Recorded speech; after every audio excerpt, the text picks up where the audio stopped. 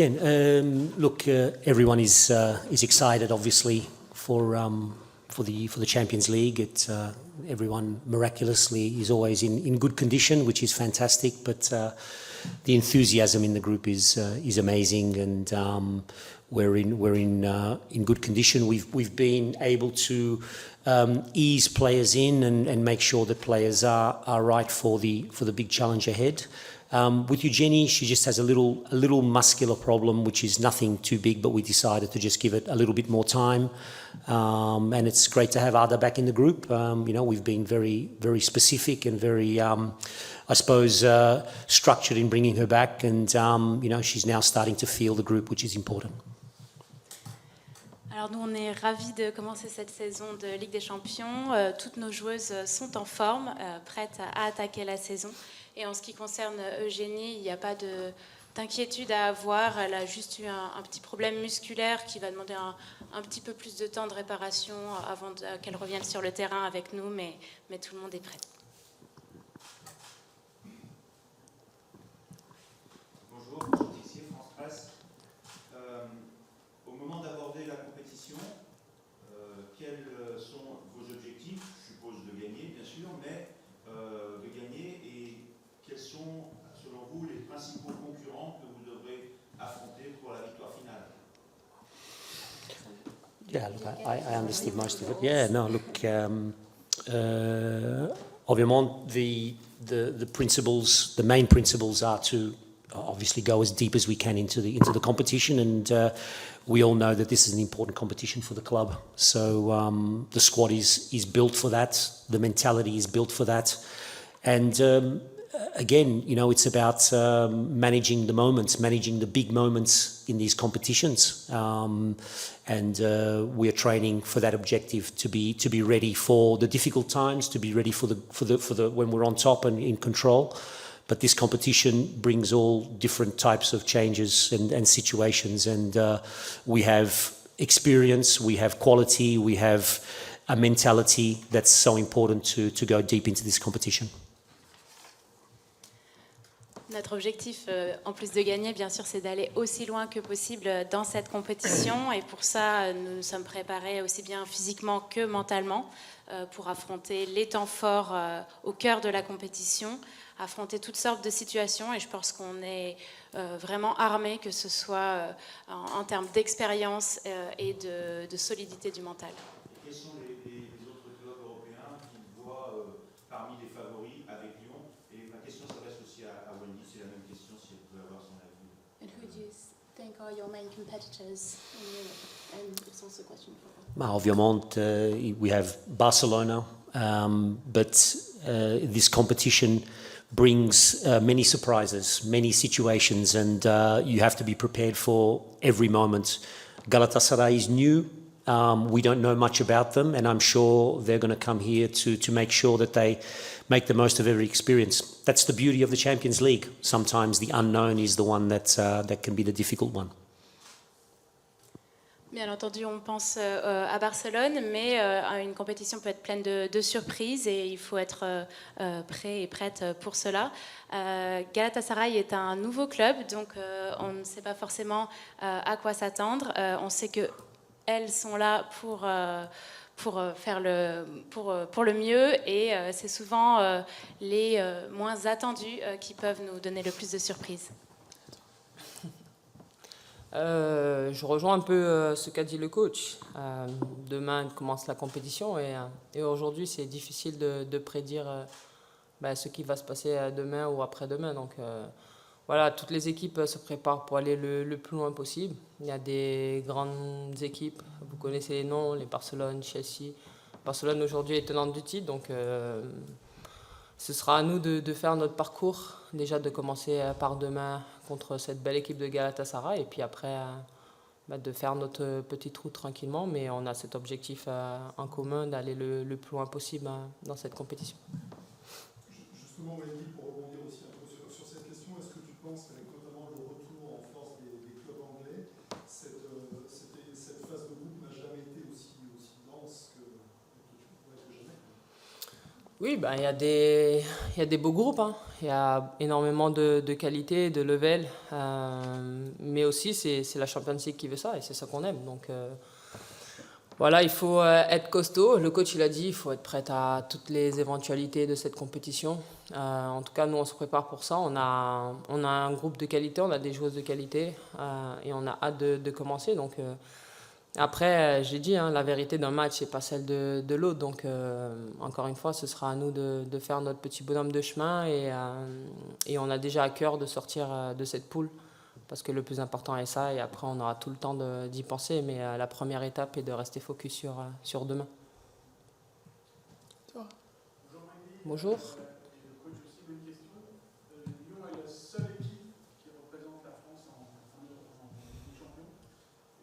Ça vous donne déjà un petit peu plus de responsabilité, on va dire, nationale, et qu'est-ce que ça dit un petit peu du niveau du foot français, foot féminin français? Since Lyon is the only French team, is it more responsibility on your shoulders? For me, Non, écoutez, you can answer. No, you can. Pardon. Responsibility, oui, there is a lot of responsibility, but responsibility because Lyon, every time in this competition, goes out to win it. So whether there are other French teams or not French teams, Lyon has an obligation to do the best it can in this competition. It's I think disappointing for French football that we don't have more teams in the competition. It probably makes it a little bit more difficult for us because, not having another team in the competition means that the other teams can focus on the league, which will make it a little bit more tricky for us. But we just have to be more intelligent in terms of the way we manage the squad and our approach in turning over the squad. So, but there is a responsibility, but there's also an obligation. De toute façon, l'OL a une obligation de gagner, qu'on soit un club français ou pas. On a cette responsabilité, effectivement, on est très attendu. C'est effectivement un petit peu dommage qu'il n'y ait pas plus d'équipes françaises. Ça rend la tâche encore plus difficile pour nous parce que là où d'autres clubs peuvent se concentrer sur les autres compétitions, nous, on doit être partout. Mais on fera appel à toute notre intelligence d'équipe pour gagner. Me concernant, effectivement, c'est vrai qu'on aurait aimé qu'il y ait plus d'équipes françaises, parce que l'année dernière, il y avait 3 qualifiés, cette année, il n'y a que nous. Mais encore une fois, je pense qu'on n'a pas attendu d'autres équipes françaises pour pouvoir représenter notre pays et notre club, surtout notre ville. Donc, on n'a qu'un seul objectif en commun, c'est d'aller le plus loin possible dans cette compétition. Ça démontre tout simplement le niveau de la compétition et aussi par rapport à cette équipe italienne, la Juventus, qui a démontré, je pense, et même Manchester City, qui a démontré beaucoup de qualité. Et c'est à nous d'être encore, quand je dis nous, le football féminin français, d'être encore plus régulière, de travailler pour rester au top et au sommet. Donc, mais c'est pas facile, la compétition. C'est une belle compétition, c'est la Champions League, c'est la plus belle avec son club. Donc voilà, c'est juste. Moi, je suis juste déçu qu'il n'y ait pas plus de représentants avec nous. Et au niveau du championnat français, d'après toi, il régresse ou c'est les autres qui progressent? Comment tu analyses l'affaire? Non, je pense que les autres progressent. Pour prendre le championnat un peu.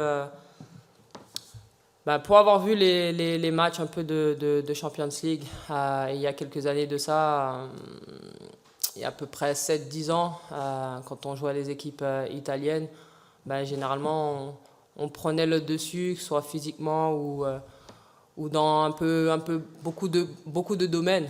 Et aujourd'hui, on voit que ces équipes-là travaillent davantage, c'est bien structuré. Donc je pense qu'il faut qu'on arrive à élever le niveau de concentration, d'exigence et après de travail, parce que voilà, les autres pays ne nous attendent pas et c'est à nous en France de pouvoir élever notre niveau dans tous les domaines pour rejoindre et pour rivaliser avec les autres pays. Parce qu'aujourd'hui, dans tout, dans la structure, dans les attentes, dans les moyens, il y a beaucoup d'équipes qui qui ont énormément de moyens et ça se développe. Donc voilà, je l'ai dit, c'est vraiment dommage. L'année dernière, on était 3 et c'était plutôt chouette. Cette année, on est qu'une équipe. Donc voilà, nous, en tout cas, on va rester focus sur nous, sur l'équipe, notre parcours.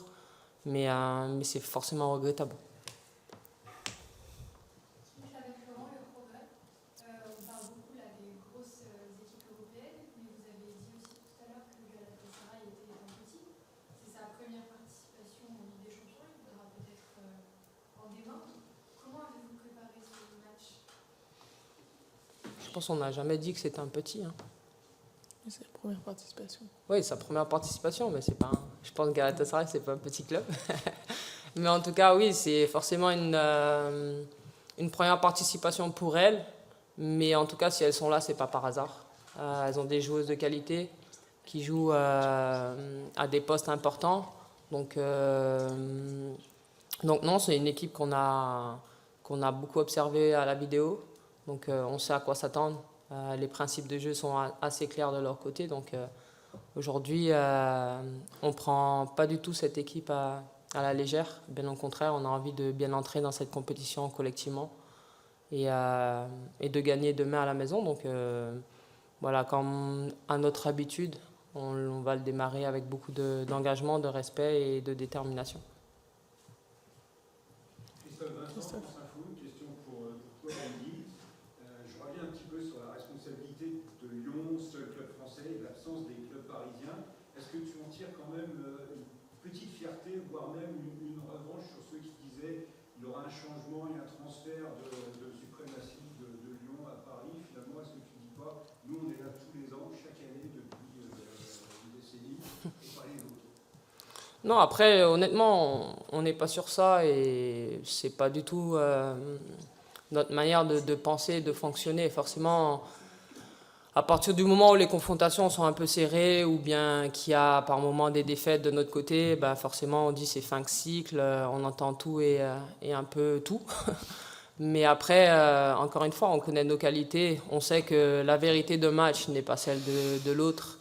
La vérité d'une année n'est pas celle de l'autre non plus. Donc forcément, on n'est pas des robots. On peut avoir des moments de moins bien, de faiblesse. Et aussi, ça revient à dire que les autres progressent. Donc les autres aussi travaillent pour pouvoir nous battre. Donc ça, il faut savoir le comprendre, l'accepter. Mais nous, de notre côté, on fait tout pour pouvoir rester au top et gagner le maximum de matchs et le maximum de trophées. On est animé par ça. On a toujours soif de victoire, de trophées, donc ce sera la même chose cette année pour le collectif. On a cet objectif, avec la qualité des joueuses que nous avons, le staff, d'aller le plus loin possible dans toutes les compétitions, mais on sait qu'à un moment donné, peut-être qu'il y aura un coup de moins bien et forcément on fera tout pour que ça n'arrive pas, mais ça peut arriver parce que c'est comme ça, c'est le football et il faut travailler pour pas que ça arrive, c'est tout. C'est une question pour Joe. Qu'est-ce que vous pouvez nous dire sur Lindsey Horan et notamment son début de saison?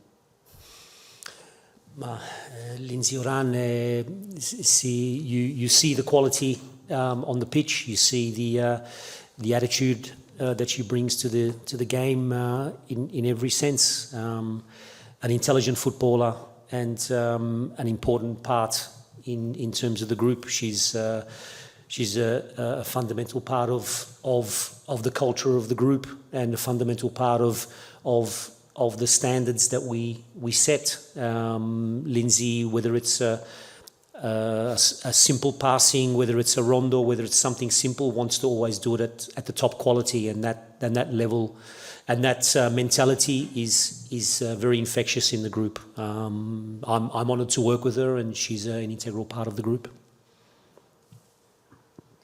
Sur Lindsey Horan, on ne peut que reconnaître ses qualités, tant dans son attitude que dans son intelligence de jeu. C'est véritablement un pilier de la culture du groupe. Chaque chose qu'elle fait, elle fixe la barre très haut et elle entraîne tout le groupe dans cette dynamique. Oh. Coach. Hello. Ça va? Qu'est-ce que vous découvrez de la culture Arsenal, c'est quoi la différence que vous sentez dans le club? Yeah, what's the difference? The cultural differences? Yeah, I mean, With regards to Europe, with regards to Champions League. well, very simply, OL is synonymous with this amazing competition, with the Champions League. OL signifies the top level of women's football. OL signifies high standard. And I keep on saying it's an honour to be here and be part and wear this badge, because many clubs have used the ideas of OL and what they've created and the football culture that they've created for the women's game as a model. It's feared in Europe. OL is feared, and believe me, I've been at the other end of playing against OL, and when you come here, you feel the passion, you feel the culture, you feel the high level and the high level standard of football. And I want this to continue. I want people to come here and say that OL is the standard of women's football in Europe. Ce qu'on peut voir, c'est que l'OL féminin, c'est un synonyme de la Ligue des Champions. Des champions, pardon, ça ne va pas sans l'autre. C'est un top niveau. Elles ont mis la barre vraiment très très haut. Et pour moi, c'est un honneur de porter ce maillot, ce blason. Elles ont véritablement établi une culture du football féminin. Elles sont un modèle du football féminin par leur passion, par leur niveau d'exigence. Et moi, je veux qu'on continue à voir l'OL féminin comme un véritable modèle.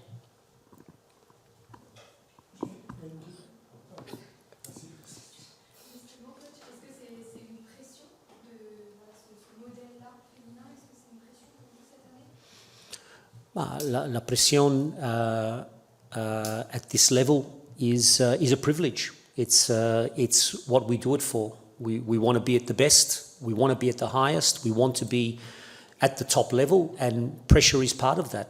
And that's when you know you're at the top. When you have that pressure, when you have that everyday ability to do better, to be the best, and keep the level high. I see it in training every day, and that's why OL is at the top level of women's football, because every moment, every pass, every interaction is of a high standard, and the pressure is part of that.